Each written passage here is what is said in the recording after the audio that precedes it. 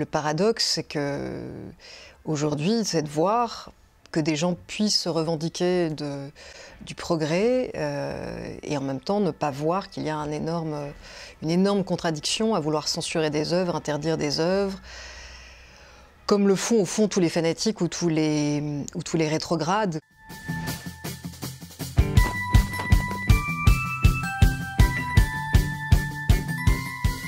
Bienvenue sur la chaîne YouTube de Liberté, le média qui infuse la liberté. Chaque semaine, on vous propose un entretien avec une personnalité qui s'intéresse de près ou de loin à la liberté.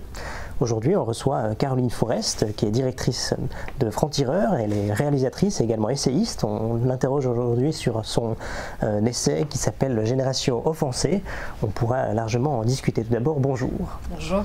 Dans votre essai, vous parlez d'un constat qui montre que la gauche, au fil du temps, qui était d'abord votre famille historique, vous avez grandi à gauche, vous avez grandi par le combat avec l'égalité, mais vous dites dans le livre qu'avec le temps, la liberté vous a quand même plus convaincu.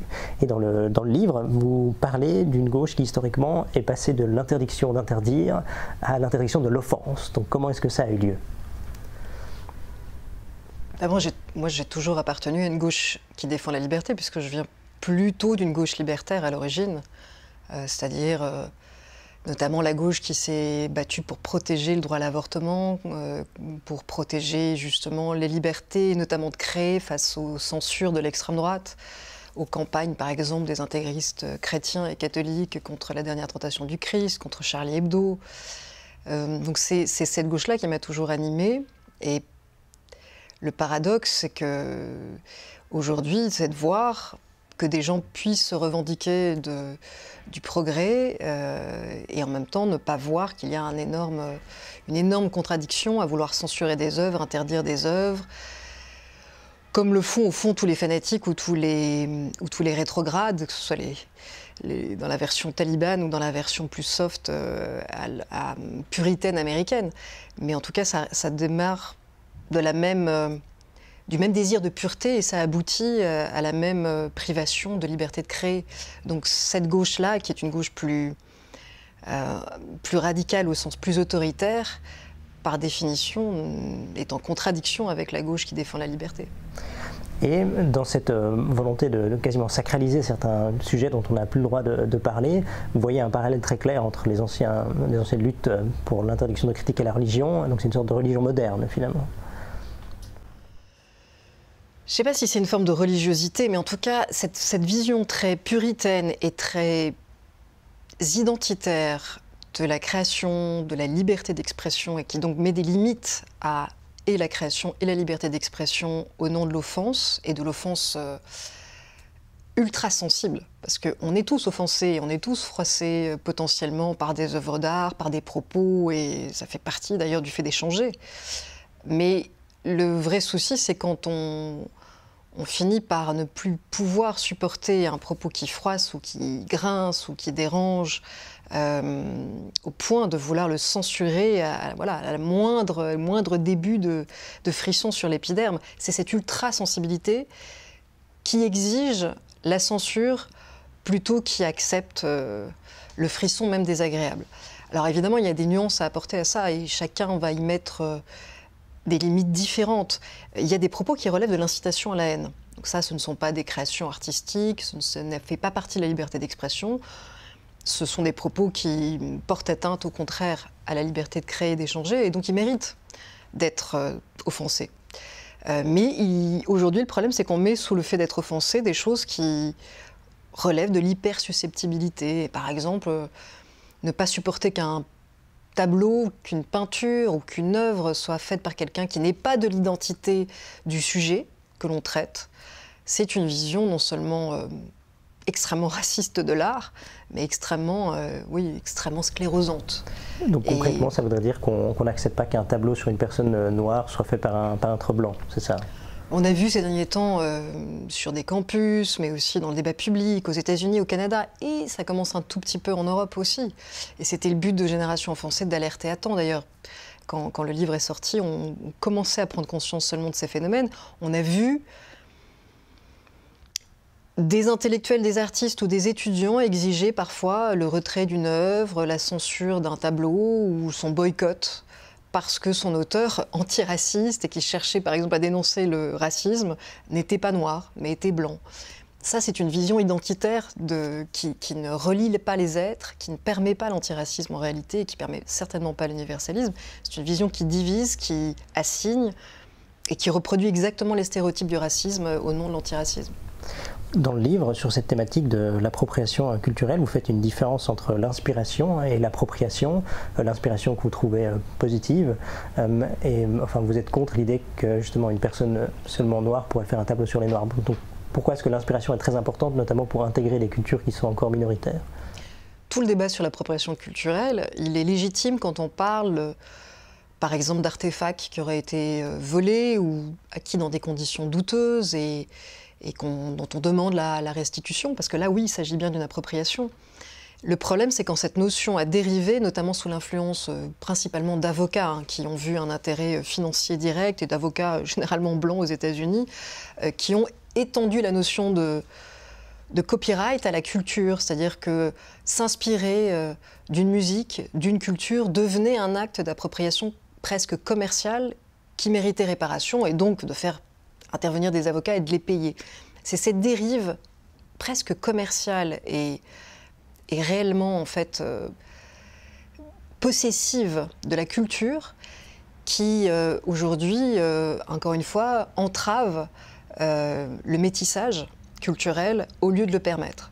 Donc ça devient d'une bonne intention au départ, qui est de vouloir éviter évidemment les dominations culturelles, on finit par interdire le métissage culturel et on finit par confondre l'hommage et le métissage avec du pillage. Ce genre de glissement, c'est très dangereux. Ça n'a l'air de rien, mais c'est très dangereux parce que ça peut, encore une fois, dresser des frontières au lieu de relier les êtres.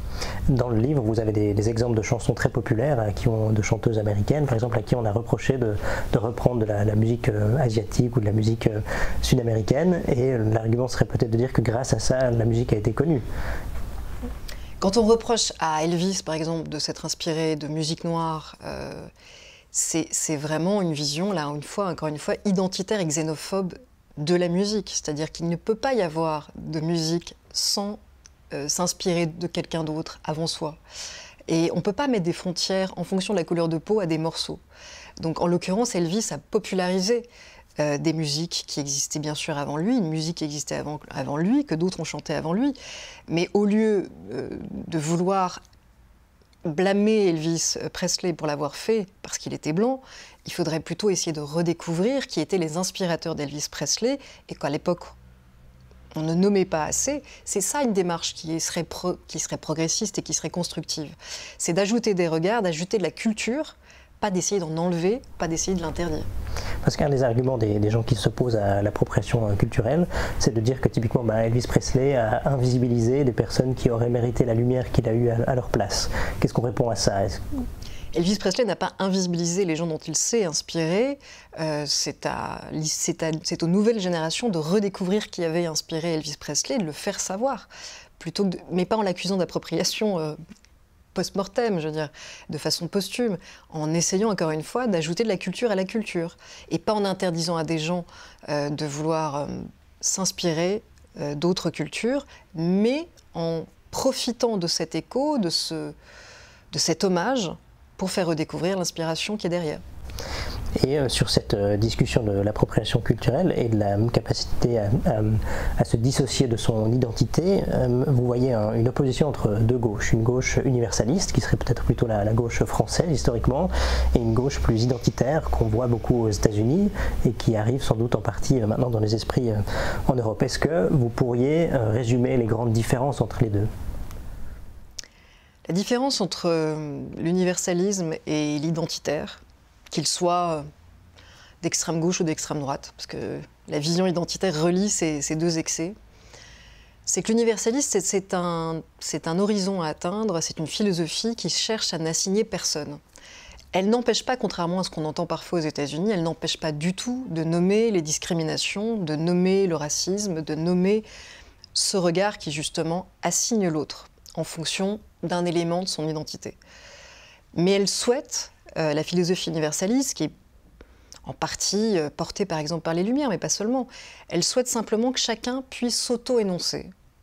se présenter dans la complexité qui est la sienne, sans que le regard de l'autre le réduise à une facette simplement de sa personnalité. Et je crois que c'est une ambition philosophique qui est de plus en plus difficile à expliquer, parce que nous vivons dans un monde tellement rapide, où les gens ont tendance à s'assembler ou à se reconnaître par justement le dénominateur commun le plus simple et le plus évident, qu'est l'identité, plutôt que par une démarche intellectuelle, philosophique. Et ça, c'est la rapidité de notre monde qui nous a asséchés de ce point de vue-là, et on se bat pour réinjecter une complexité philosophique dans cette façon d'être aux autres. Et ça, c'est la philosophie et c'est l'ambition de l'antiracisme universaliste. Et donc vous diriez que c'est intrinsèquement lié à l'évolution technologique, le fait que les réseaux sociaux ont accéléré ce genre de revendication? Il y a deux grands phénomènes qui peuvent expliquer pourquoi on est en train parfois d'avoir le sentiment de retourner en arrière, de passer d'un âge philosophique qui était quand même assez élaboré à un retour vers l'âge identitaire qui est au fond presque le mode premier des êtres humains. Tout le monde a comme premier réflexe quelque chose de l'ordre de l'identitaire. C'est la chose la plus simple au monde. Les deux phénomènes en question, c'est d'abord d'une part le fait que les grandes idéologies en partie se sont essoufflées et qu'il n'y a plus de corps intermédiaires, en tout cas que ces corps intermédiaires qui permettaient justement de créer du commun en faisant toute une série de compromis avec les autres, grâce à la transmission verticale au sein d'un syndicat, d'un parti politique. Alors bien sûr, c'était dans le refus d'une autre façon de s'assembler et de se rassembler, mais ça passait par des intermédiations que ces corps intermédiaires travaillaient dans une forme de complexité. Aujourd'hui, nous sommes dans des formes de démocratie beaucoup plus directes, beaucoup plus instantanées, beaucoup plus immédiates, et par définition, tout ce travail, ce processus est simplifié, et du coup, on a plus la tentation de se rassembler sur des cris de ralliement ou sur des causes immédiates simplifiées, plus évident. L'autre phénomène qui l'explique et qui va avec, c'est qu'effectivement le fait de se socialiser par les réseaux sociaux plus que par des partis, par des syndicats, par des clubs philosophiques, cette façon de se sociabiliser a tendance là aussi à créer des effets de meute, des effets de groupe plus simplistes, plus immédiats, parfois plus violents, qui nous poussent vers l'âge identitaire, qui nous repoussent vers l'âge identitaire. Et donc c'est bien ce qui est à l'œuvre un peu partout. Alors on peut le décliner de différentes façons. Il y a l'âge identitaire version d'extrême droite, ici c'est chez nous, on est chez nous, tu es blanc, je suis blanc, nous sommes donc du même club. Et puis il y a la version plus sympathique de prime abord, qui se dit antiraciste, qui se veut antiraciste, mais qui au fond utilise le même vocabulaire, c'est-à-dire si tu es blanc, tu es né du côté des bourreaux, si tu es noir, tu es né du côté des victimes, et c'est comme ça qu'on est défini, et au fond, tu dois t'excuser dans un cas, et tu dois être célébré dans l'autre, quelles que soient tes idées, quels que soient tes actes, c'est quand même une négation du cran philosophique auquel aspirait l'antiracisme universaliste et auquel il aspire toujours, c'est-à-dire juger les êtres non pas sur leurs apparences, non pas sur leur couleur de peau, non pas sur leur sexe, leur sexualité, juger les êtres pour ce qu'ils sont, c'est-à-dire des êtres uniques. Et cette tendance se voit aussi dans les exemples que vous citez dans le livre. Vous participez à des conférences et des gens vous reprochent de les micro-agresser. C'est-à-dire que peut-être quand on est impliqué davantage dans une pensée de groupe sur certains critères qui nous unissent, toute différence dans le propos qu'on n'a plus l'habitude d'entendre nous micro-agresse beaucoup plus que quand on s'engageait dans des mouvements plus universalistes qui traitaient toutes les thématiques. Je vais juste prolonger la réflexion sur ça avant d'aller aux micro-agressions. Pour comprendre la différence entre l'identitaire et l'universalisme, il faut comprendre le débat entre le droit à la différence et le droit à l'indifférence, qui est très différent. C'est des démarches très différentes, même en droit et en philosophie. Le droit à la différence, c'est dire, en gros, je suis différent, donc tu dois me respecter pour ma différence. Et le problème, souvent, c'est que ça présente plein de bénéfices immédiats, parce que c'est simple à énoncer, et c'est très clair en termes de propos, mais très rapidement, ça crée une forme de compétition entre les uns et les autres. C'est-à-dire qu'après, tout le monde est différent, en réalité, donc chacun a une particularité à mettre en avant. Et la question ensuite, c'est de savoir qui est le plus victime pour savoir lequel doit passer en premier. Et c'est un peu ce à quoi on assiste malheureusement au sein des mouvements contre les discriminations aujourd'hui. Dans le passé, le fait d'être soit homo, juif, noir, nous reliait tous contre l'extrême droite, contre les racistes. Et depuis que l'âge victimaire l'a emporté sur l'âge égalitaire, Et le droit à la différence sur le droit à l'indifférence, on a de plus en plus un concours de victimes pour savoir qui est le plus victime et qui doit passer en premier.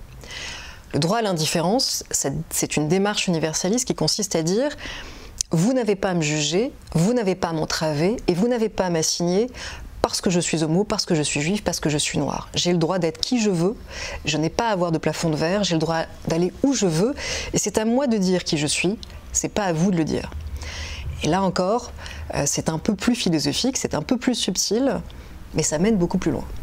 Et ça donne aussi une grande responsabilité à la personne, parce que finalement, si on la laisse tranquille de manière plus indifférente, elle doit elle-même créer son identité, elle ne peut pas s'appuyer sur l'identité qu'on lui a donnée. Mais il ne faut pas confondre le droit à l'indifférence avec l'indifférence aux discriminations. Et ça a trop souvent été fait, et c'est d'ailleurs pour ça qu'on a aussi un retour de bâton identitaire. C'est-à-dire que très longtemps, des gens, au nom de l'universel ou au nom du refus des particularismes, ont refusé de nommer des discriminations, ont crié au communautarisme quand des groupes s'organisaient pour les dénoncer. Et c'est ce qui a généré ce retour de bâton aussi contre cet idéal. Mais je pense, et je reste convaincue, que le meilleur moyen n'est pas de refuser l'idéal, c'est de continuer à cheminer sans changer les moyens. C'est-à-dire les moyens doivent rester absolus. Les moyens peuvent être communautaires. C'est pas le problème. On peut se regrouper à plusieurs ayant subi les mêmes discriminations pour les dénoncer. Mais l'objectif, l'idéal, doit rester universaliste. C'est-à-dire qu'il doit viser un monde où on ne serait plus assigné en fonction d'une partie de notre identité, ni réduit à ça, pour espérer pouvoir être un être dans toute sa complexité. Ça passe par nommer ce qui nous entrave, mais ça passe aussi par ne pas s'enfermer ni dans un statut de victime, ni dans un statut de minoritaire, en fait. Non, nous sommes citoyens. La citoyenneté, c'est respecter tout le monde, quelle que soit sa particularité, quelle que soit sa différence, et de ne pas l'entraver, justement. Et dans le livre, vous observez ces tendances à travers le monde. C'est, je crois, sauf erreur, en 2019, que vous l'avez écrit, en tout cas il a été publié en 2019. Et vous dites dans le livre, par exemple, que des fissures apparaissent. On commence à se poser la question, est-ce que ça va arriver en Europe? Quelques années après, quel bilan vous tireriez? Est-ce que vous diriez on est au même stade qu'avant? Est-ce qu'on a progressé dans la perception que ça pouvait être un problème de ne pas voir le monde de manière universaliste, ou c'est le contraire? Quand j'ai publié Génération Enfoncée, quand le livre est sorti, le retour que je recevais le plus souvent, c'était mais ce sont des débats qui concernent les États-Unis, il n'y a pas de ça en Europe, c'est exagéré. Je crois qu'à peu près 3 mois plus tard, tout le monde avait commencé à ouvrir les yeux sur des phénomènes qui étaient déjà là en réalité et se disait en réalité c'est un phénomène générationnel qui concerne toutes les grandes démocraties postmodernes et il faut s'en saisir à temps. J'ai même tendance à penser que maintenant cette prise de conscience est tellement répandue que parfois elle peut aussi passer d'un excès à l'autre. Mais ça c'est comme ça avec tous les débats et on en a l'habitude. C'est-à-dire que il ne faudrait pas non plus finir par croire que le plus grand danger qui nous menace, c'est uniquement cet excès de politiquement correct, de wokisme, pour reprendre l'expression américaine. C'est un vrai danger au niveau des élites, parce que sur les campus américains, comme dans les facultés françaises, c'est en train de façonner de futures élites plutôt privilégiées, mais qui réellement ont décidé de jouer de la carte victimaire, de la carte identitaire pour gagner des places, au prix de détruire un peu de l'idéal égalitaire. Donc c'est un vrai danger, je le crois, mais certainement pas une raison pour, là aussi, passer d'un excès de déni à un excès de vigilance au sens refuser absolument toute manifestation minoritaire ou toute dénonciation de réels problèmes de discrimination comme étant du wokisme. Non, ça n'est pas le cas, ça n'est pas juste. Il y a beaucoup encore de chemin à faire en matière d'égalité et donc il faut garder cette conscience, il faut même continuer à la faire progresser. Simplement, il faut faire attention à ce que la démarche vers l'égalité ne marche pas sur le corps des libertés. En tout cas, c'est une thématique très difficile. C'est vrai que typiquement, les personnes qui souhaitent qu'on arrête de faire des blagues sur les personnes en surpoids, c'est très difficile d'expliquer pourquoi est-ce qu'on aurait le droit de faire des blagues sur les personnes en surpoids ou pourquoi est-ce qu'on aurait le droit de faire des blagues sur une population qui est minoritaire. Je ne sais pas, en France, de pouvoir se moquer des Suisses, par exemple, ou ailleurs aux États-Unis, les personnes de couleur. Ouais. Mais par exemple, vous voyez, quand on parle d'humour, c'est très difficile de théoriser l'humour et pourtant il y a quand même quelques règles.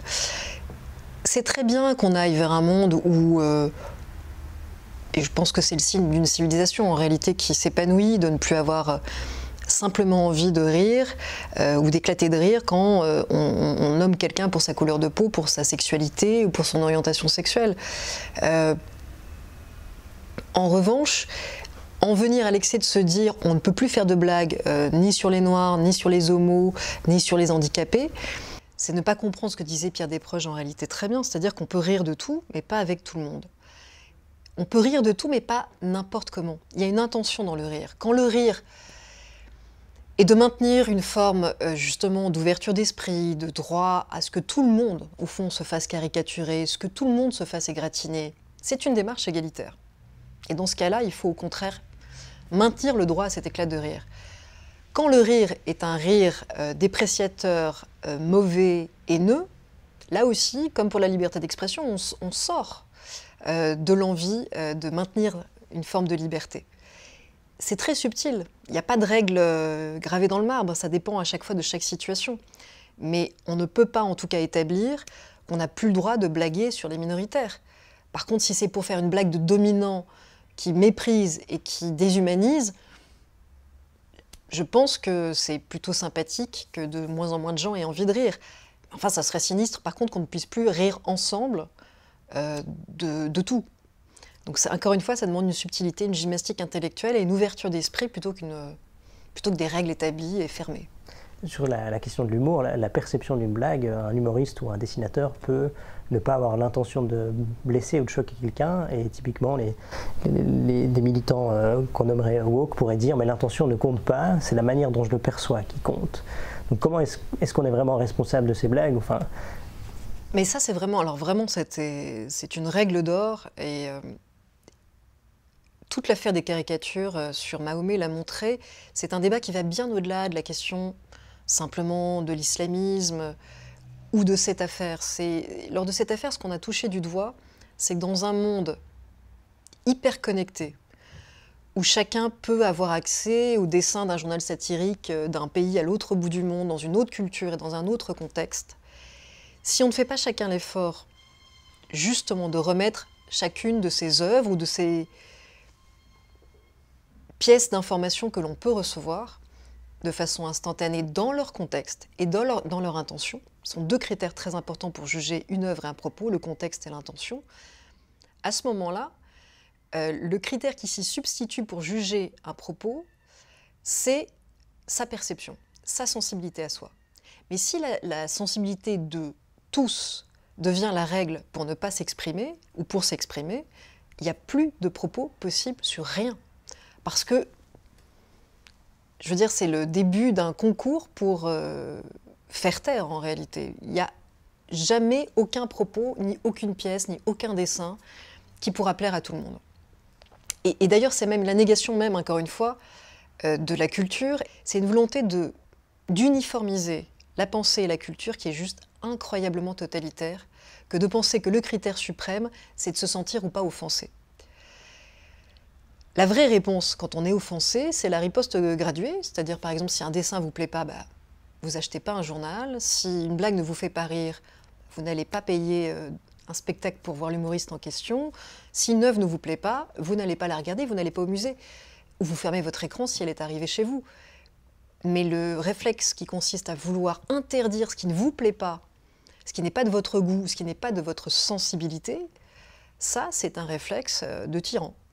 Et parfois, on entend l'argument que, certes, chacun peut faire son choix de ne pas aller à un spectacle qu'on jugerait transphobe, par exemple, donc qui porterait atteinte aux droits des personnes trans, mais les militants diraient « mais l'existence de ce spectacle me met en danger ». Donc comment est-ce qu'on lie l'existence d'un propos et des actes qui peuvent être dramatiques? On arrive à décorréler les deux? Encore une fois, chaque affaire dépend de son contexte, de son intention, mais aussi de l'ampleur de sa diffusion. Si un comique passe sur Netflix et, par définition, peut toucher le monde entier, je comprends très bien que des gens aient envie de réagir à des passages d'un spectacle qu'ils ont jugés violents ou qu'ils ont jugés transphobes. Mais en l'occurrence, le problème, c'est le littéralisme de cette réaction. C'est-à-dire que quand on regarde un spectacle dans toute sa durée, qu'on voit d'où parle un humoriste, on a besoin de savoir qu'est-ce qu'il a dit avant, comment son spectacle évolue, qu'est-ce qu'il dit au début, qu'est-ce qu'il dit à la fin. On ne peut pas isoler un bout, le sortir de son contexte, et puis plaquer un jugement qui mérite la censure. C'est toute cette mise en abîme, en fait, qui est quelque chose qu'on doit transmettre aux nouvelles générations, parce qu'elles sont tellement habituées à juger instantanément sur des petits bouts et des petits extraits de choses sur les réseaux sociaux qu'elles ont perdu le goût, encore une fois, de cette restitution d'une œuvre ou d'un propos dans son contexte. Or, c'est là que se joue, en fait, la complexité du monde. Parce que, hors contexte, toute phrase peut être choquante. Tout spectacle, tout dessin peut être choquant hors contexte. C'est la différence entre le littéralisme que veulent les fondamentalistes religieux et de plus en plus d'autres formes de puritanisme, et encore une fois ceux qui croient à la complexité de l'être humain, de la création artistique, et qui aimeraient qu'on puisse juger et les êtres et leur création avec un peu plus de tendresse, un peu plus de tolérance, un peu plus de complexité. Moi, je trouve très intéressant la jonction entre les deux mouvements, le fondamentalisme religieux à l'époque qui devient dans une forme moderne, car ça a rendu de nouveau crédibles des revendications qui étaient devenues ringardes. J'imaginais quand j'étais jeune que c'était impossible de faire interdire un livre parce qu'il était choquant, parce qu'il y avait des actes sexuels dedans. Et aujourd'hui, j'ai l'impression qu'en tout cas, typiquement, il y a une sorte de jonction entre la gauche identitaire et droite identitaire sur ça, sur la nouvelle façon de retirer des livres dans une bibliothèque aux États-Unis parce qu'il y a des scènes sexuelles. Et ça quelle est la responsabilité du mouvement identitaire de gauche d'avoir quasiment redonné de la force à un mouvement qui n'osait même plus rêver d'interdire un livre trop sexualisé? Il faut se souvenir que la culture de l'annulation, à la base, elle vient de la droite.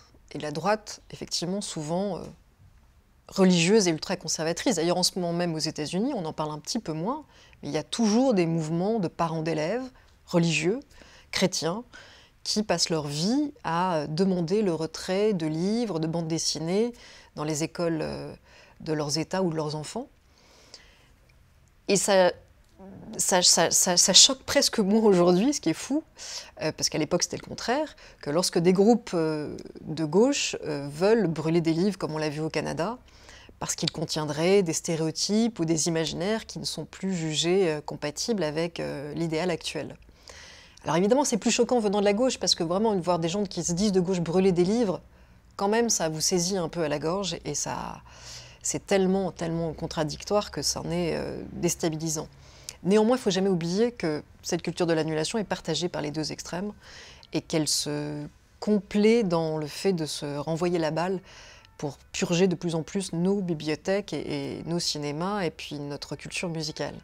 Mais c'est vrai que quand on appartient à une génération qui a vibré, et c'est mon cas en écoutant Madonna il y a quelques années, il y a un petit choc émotionnel en voyant que on est passé d'une époque où les ligues de vertu voulaient boycotter Madonna parce qu'elle osait des choses très provocatrices, comme par exemple embrasser un Christ noir dans un clip, à des ligues...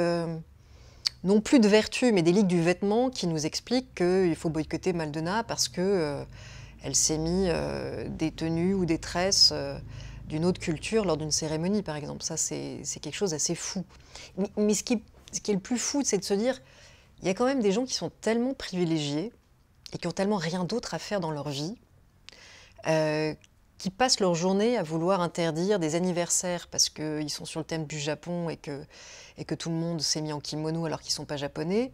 Et généralement, ce n'est pas des Japonais qui font ça, c'est que des Américains qui n'ont rien d'autre à faire. D'autres qui donc vont vouloir boycotter des chanteuses parce qu'elles se sont fait des tresses dites africaines, dont elles ne sont pas particulièrement africaines en fait, il n'y a pas qu'en Afrique qu'on fait des tresses.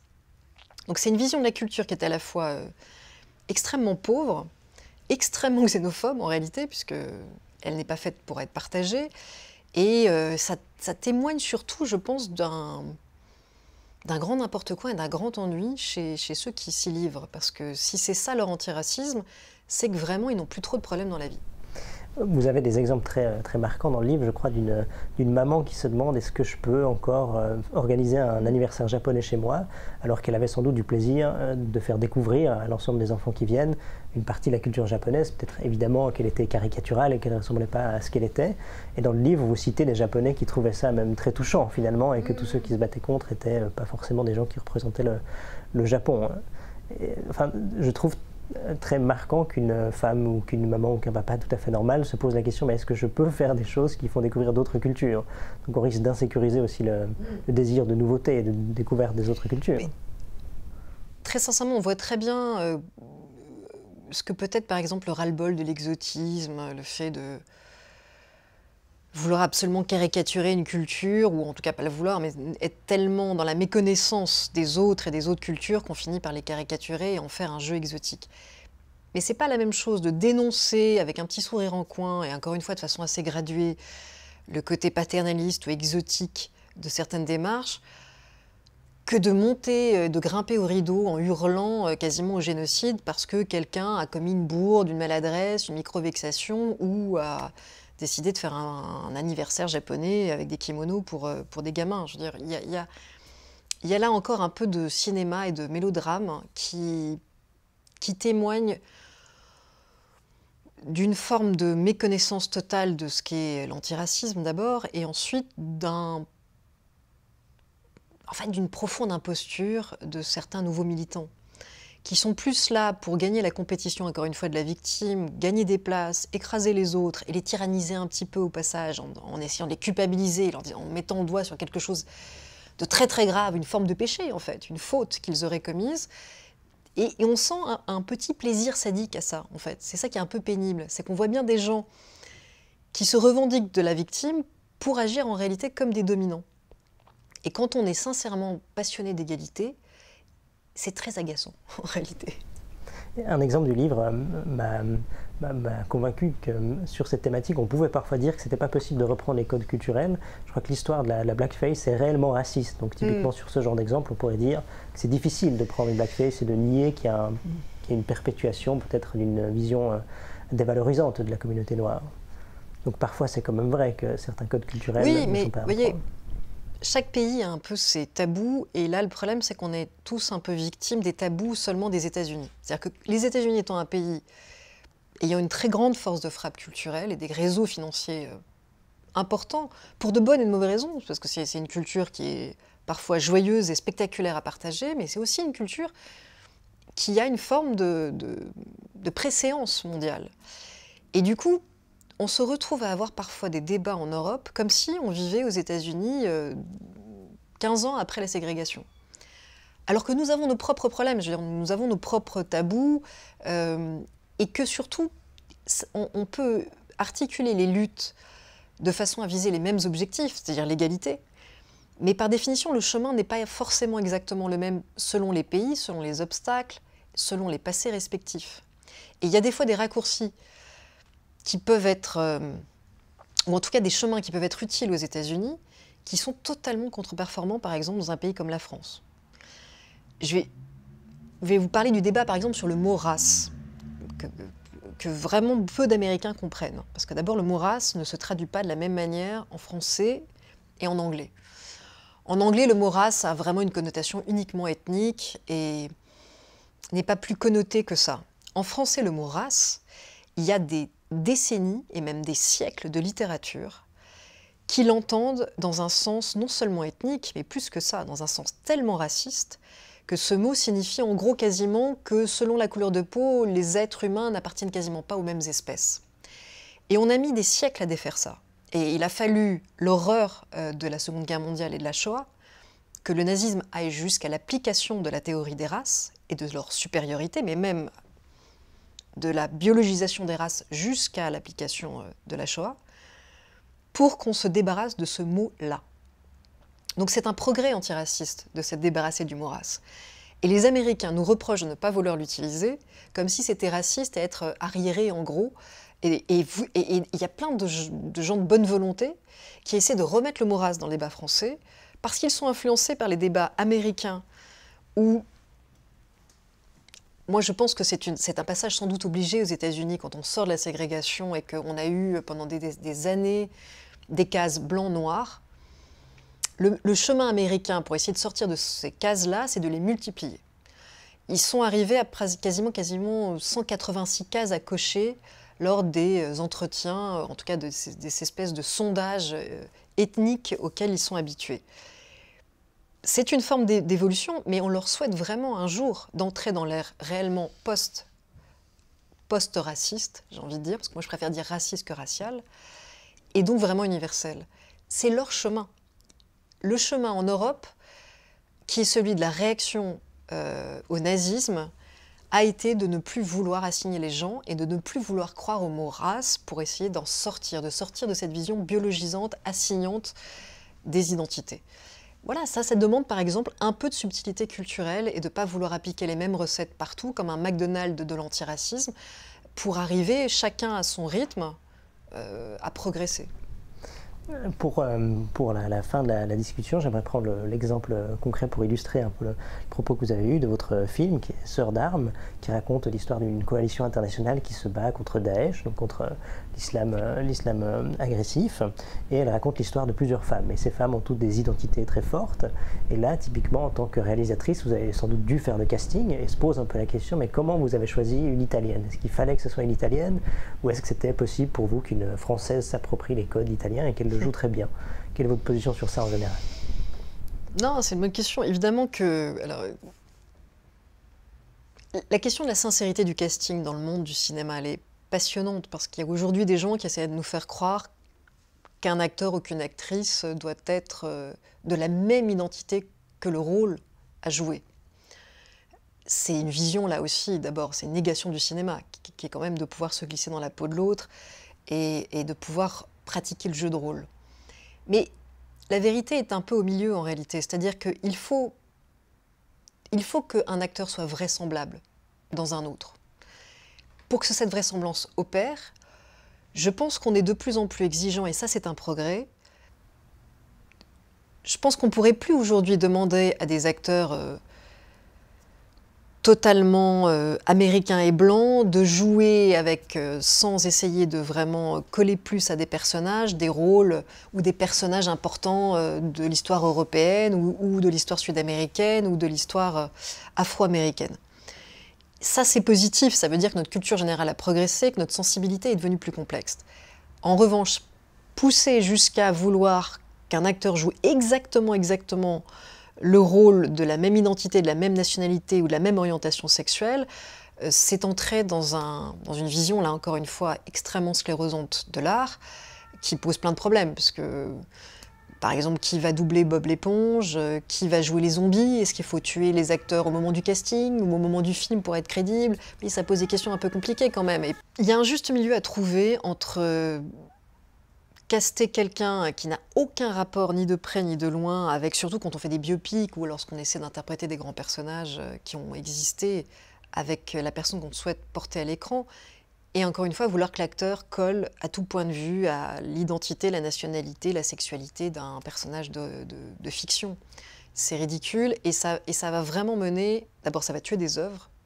Il y a plein d'œuvres qu'on ne va pas pouvoir monter, c'est le cas, je me souviens d'une polémique qui a eu lieu sur un film qui portait sur une héroïne trans, qui ne transitionnait pas au début de sa vie, qui ne transitionnait qu'à la fin de sa vie, et une actrice célèbre, femme, et je crois hétérosexuelle, mais au fond je n'en sais rien, avait accepté de jouer ce rôle, ce qui promettait d'ailleurs de permettre de faire un film avec un grand budget, et donc qui toucherait le plus grand public possible, et donc qui ferait reculer les préjugés transphobes. Il y a eu une polémique pour dire qu'elle n'était pas trans elle-même et que donc elle ne pouvait pas interpréter un personnage qui par ailleurs n'était pas trans au début de sa vie. Et du coup, le résultat, c'est que le film ne s'est jamais monté, qui va se monter en catimini avec un tout petit budget parce que l'actrice en question du coup a refusé de jouer le rôle. Et donc aucun acteur célèbre ou qu'une actrice célèbre ne le jouera plus. Et ça, c'est le meilleur moyen d'empêcher, encore une fois, que des œuvres représentent des minoritaires et touchent des gens qui ont des préjugés. Je pense aussi à l'exemple de Tom Hanks récemment, qui a fait des déclarations pleines de bonne volonté, mais extrêmement dangereuses et décevantes, quand Tom Hanks regrette d'avoir joué un personnage homosexuel dans Philadelphia. C'est terrible, Ça veut dire que donc à l'avenir, on ne pourra plus monter des films sur des homosexuels sans être sûr que l'acteur est homosexuel. Ça veut dire donc qu'on se prive potentiellement de plein d'acteurs qui pourraient apporter de la visibilité à ces projets. Si Tom Hanks n'avait pas accepté, alors qu'il représente un visage de l'Amérique auquel tout le monde peut s'identifier, Philadelphia n'aurait pas eu l'écho qu'il a eu. Il serait peut-être même pas monté. Et donc les préjugés sur l'homosexualité n'auraient pas reculé. Et c'est ça le cinéma qu'on veut pour demain. Je trouve ça d'une tristesse et c'est surtout d'une inconscience militante réelle. C'est vraiment à la fois stupide et dangereux. Et pour répondre à votre question sur Sœurs d'Armes, qui effectivement représente cette brigade de femmes venues des 4 coins du monde pour se battre aux côtés des Kurdes contre Daesh, je pense que j'ai pour chacune essayé de trouver quelque chose d'à la fois fidèle, mais fidèle au personnage, pas fidèle à la nationalité ou à la sexualité. Donc en l'occurrence, j'ai une comédienne d'origine algérienne qui joue effectivement un personnage d'origine algérien, mais qui n'a pas forcément l'orientation sexuelle de son personnage. J'ai une héroïne qui a des origines kurdes, mais qui est aussi plus mélangée que ça. J'ai beaucoup d'actrices iraniennes dans mon film, dans cette brigade, dont des Iraniennes italiennes, des Iraniennes suédoises, des Iraniennes françaises. Et ce qui me rend le plus fière, et pour moi c'est ça l'universalisme, c'est que ce film a eu le plus d'écho en fait au Moyen-Orient. C'est là qu'il a le plus été téléchargé, notamment en Iran. Et je suis encore émue à l'idée, parce que j'ai notamment vécu une avant-première à quelques kilomètres de la frontière iranienne au Kurdistan irakien, devant 1700 Kurdes qui sortaient de la guerre, en présence de vrais combattantes kurdes. Et je me souviendrai longtemps de ce moment, parce que là, je sais que quand j'ai vu ça, à quel point le cinéma pouvait rassembler les gens de façon universelle. Et quand je vois aujourd'hui des femmes dans les rues de Téhéran risquer la mort en criant « Femme, vie, liberté », qui est le slogan des combattantes kurdes, et voir que des filles d'une génération qui ont grandi et qui sont nées sous le voile sont prêtes à le brûler et à peut-être se faire tuer pour ça, parce qu'elles ont en tête l'iconographie aussi de celles qui ont défié la mort pour se battre contre Daesh. J'ai envie de vous dire, c'est ça l'universalisme. Pour moi, c'est la plus belle des choses au monde en fait. C'est une très belle manière de conclure cet entretien. Merci beaucoup. On a pu parler de votre approche théorique, de la compréhension, de l'analyse de la situation, puis ensuite d'un exemple concret. Tout à la fin de nos entretiens, on pose toujours la question à nos invités de nous citer une œuvre, un livre ou un film en lien avec la liberté qui les a marqués, qui les a changés en tant qu'êtres humains. Il y a plusieurs films et livres qui m'ont marqué, mais sous l'angle de la liberté, j'ai 2 films qui me viennent en tête. Il y a Le Docteur Zhivago, qui m'avait beaucoup marqué petite, et qui est une œuvre qui dénonce justement le totalitarisme. Et puis il y a un film qui s'appelle When Night is Falling, qui est peut-être un des premiers films que j'ai vus au cinéma sur une histoire d'amour entre femmes, et qui, moi, m'a libérée. Qui, moi, m'a libérée à une époque dans ma vie où je n'osais pas m'avouer qui j'étais. Et qui m'a permis d'aller vers le fait de m'énoncer en toute liberté. Donc c'est un film qui m'a beaucoup marqué. Et est-ce que dans ce film, l'actrice qui jouait son rôle était parfaite pour son rôle? Est-ce que c'est un rôle d'appropriation? Je n'ai aucune idée de si les 2 comédiennes qui s'embrassaient fougueusement à l'écran étaient réellement lesbiennes dans la vie. Et je m'en contrefiche parce qu'elles jouaient incroyablement bien et que moi, ce baiser m'a incroyablement convaincue. C'est une bonne manière de conclure le propos. En tout cas, merci beaucoup pour cet entretien. Une bonne journée et à bientôt. Merci à vous. Pour manquer aucun de nos contenus, n'hésitez pas à vous abonner à la chaîne et à activer la cloche. Pour infuser la liberté, n'hésitez pas à partager nos vidéos autour de vous.